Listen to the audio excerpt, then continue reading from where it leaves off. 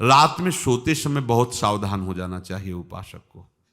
वैसे तो हर समय सावधान, पर सोते समय ऐसे सावधान होना चाहिए जैसे मृत्यु के समय योगी जन अपने सारे इंद्रियों को समेट लेते हैं और अपने स्वरूप में, अपने प्रीतम के स्वरूप में लगा देते हैं। तुम रोज शयन के समय ऐसा अनुभव करो, मैं नींद में जा रहा हूं या मृत्यु में जा रहा हूं, इसमें कोई फर्क नहीं पड़ता। पता नहीं आंख खुले कि ना खुले। कितने ऐसे हैं कि सोते ही रह गए। आप अब बेहोशी की हालत में जा रहे हैं, नींद में जा रहे हैं, तो एक समय रखो कि आप अपनी शैया पर इतने समय ही जाएंगे। एक नियत समय रखो। हमने देखा है साधकों का एक समय होता है कि 10 बजे हमें लेट जाना है, सोना नहीं, लेट जाना है, और लेटे हुए भगवत चिंतन करना। अब जब सो गए तो सो गए, नहीं सो गए तो उसमें हमें टेंशन नहीं लेना, या अभी नींद नहीं आई, 10:30 बज गए, 11 बज गए, ये नहीं। आंख मूंदी, मंत्राकार वृत्ति, तो बिना नींद की गोली के सो जाओगे। यह है ऐसा, भजन में मन लगाओ सो जाओगे। जिनको नींद ना आती हो उनके लिए सही दवा है, आप नींद का चिंतन न करके प्रभु का चिंतन करने लगो, देख लेना आप कब सो गए पता नहीं चले। और अगर सौभाग्य से नींद ना आई तो नींद में जो इंद्रियों को पुष्टता मिलती है वो होता है संसार का विस्मरण। नींद में खास बात क्या होती है कि संसार का चिंतन छूट जाता है, फिर वो मस्त हो जाता है। उसमें जो ऊर्जा शक्ति वो जागृत होती, संसार के चिंतन से ऊर्जा शक्ति नष्ट होती। तो 4 घंटे 5 घंटे संसार के चिंतन से रहित पड़ा रहा सुषुप्ति में, तो उसे ऊर्जा शक्ति फिर आ गई। और अगर 4-5 घंटे आप प्रभु के चिंतन में रहे तो संसार का चिंतन छूटा, आनंद सिंधु का चिंतन हुआ। तो ये नहीं होगा कि आज रात्रि सोया नहीं तो बहुत टेंशन है, परेशानी, ऐसा नहीं होगा। भीष्म जी आज्ञा करते हैं रात्रौ च कृष्णम। ये बहुत सावधानी की बात, प्रायः इस सावधानी में नहीं रहा जाता। बचपन से सदगुरुदेव भगवान ने यही शिक्षा दी थी, गुरु कृपा से ऐसे उपदेश मिले थे। सोते समय कोई वार्ता नहीं, कोई अन्य चिंतन नहीं, चुपचाप अपने मन को हटाकर केवल इष्टमय करो। कब नींद आ जाती है इसकी चिंता मत करो, इष्टाकार वृत्ति करके ही सोना चाहिए। तो आगे जो लिखा है पुनरुत्थिताये, जब उठो तब वैसी वृत्ति, तो कुछ दिन बाद स्वाभाविक हो जाएगी, स्वाभाविक हो। अपने तो इतना तक देखा है कि जैसे आधा पद में होश रहा और निद्रा आ गई, तो जब चेतना आई तो उसी पंक्ति से, जहां से होश गायब हुआ था उसी पंक्ति से जागरण प्रारंभ हुआ। ऐसा ही जब ऑपरेशन के समय बेहोश किया गया था तो उनसे कहा था हमें बता देना कुछ मिनट पे, तो उनका हाँ लगाने वाले इंजेक्शन और कुछ ही सेकंड में इसका असर, बस। तो जो पद चलाया था, जब होश आया था तो वही पद चल रहा था, मतलब बेहोशी में वो पद अपना अधिकार किए हुए था। ऐसे नींद भी तुम्हारी भजन हो जाएगी, समाधि हो जाएगी, यदि आप सोते समय प्रभु का चिंतन करेंगे। बहुत ही सावधानी की बात है। यदि इस जन्म में परम लाभ लेना चाहते हो तो इस श्लोक को अपना जीवन बनाओ। कृष्णव्रताः, हमारा जीवन का एक ही व्रत है कि हम अपने प्रीतम का भजन नहीं छोड़ेंगे, अखंड भजन। हमें ये नहीं देखना कि उपांशु मानसी को इसमें कितने गुना, हमें गुना बना नहीं देखना। हमें अपने प्रभु को बोलना नहीं।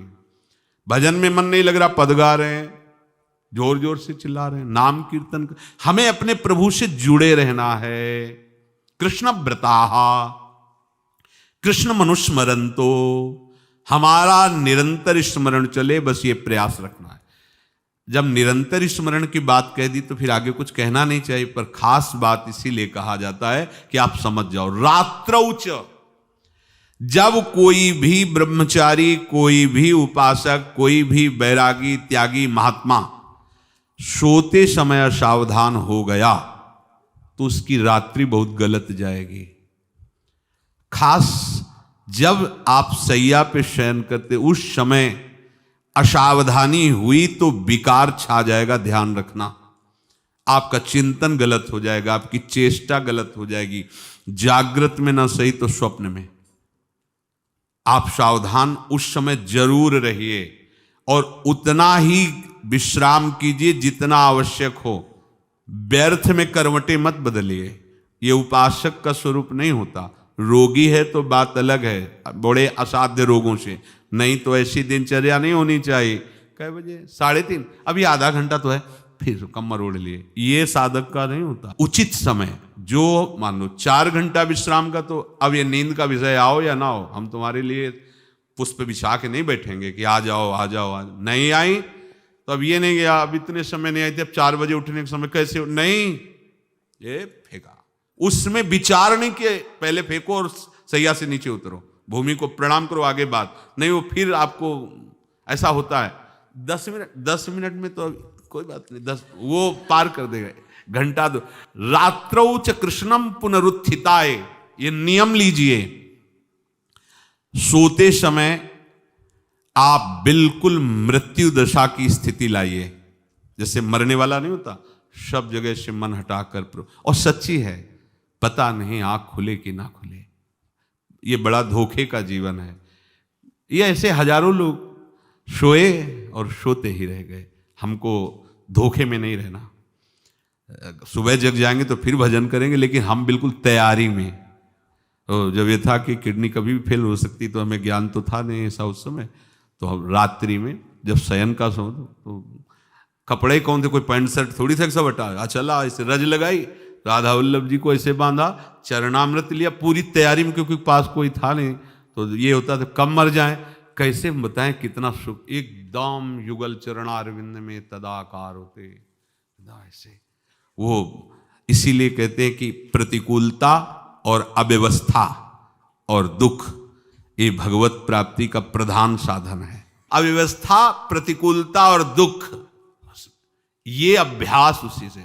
जब शाम के शयन करते तो पहले वृंदावन को प्रणाम करके, और ऐसे भावना में प्रिया प्रिया कहते कि जैसे भी आपके हैं, अगर शरीर छूट जाता है रात्रि में तो आप धोखा ना करना, आप बुला लेना अपने। और कैसे बताओ उस समय कैसे भाव होते थे, कोई पास नहीं, कोई सुविधा नहीं, 1 रुपया नहीं, तो एकदम दैन्यता, एकदम कितना सुख मिलता, वो एकदम केवल भगवद आश्रित।